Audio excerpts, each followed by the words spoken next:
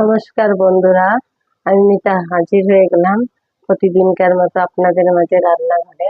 আজকে করব ভর্তা।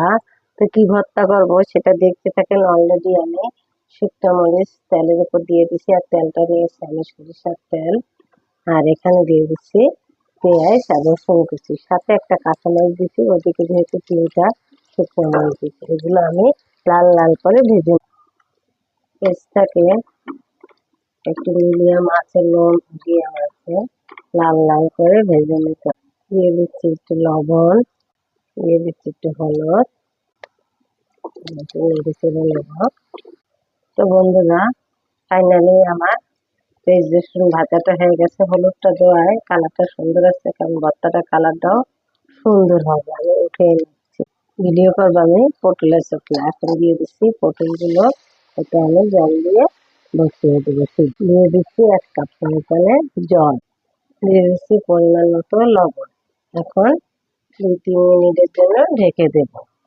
তো বন্ধুরা দেখেন কি সুন্দর জলটা টেনে গেছে। তো আর 1 মিনিটের মতো আমি ঢেকে রাখবো।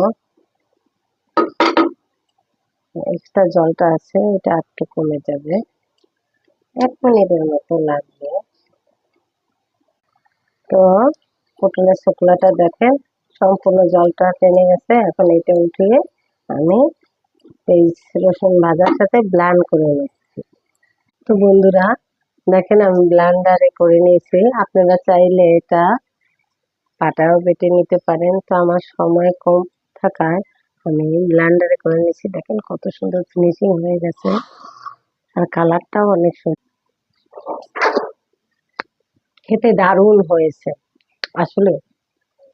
তো আপনারাও এরকম ভর্তা করে খেয়ে দেখবেন কেমন লাগে।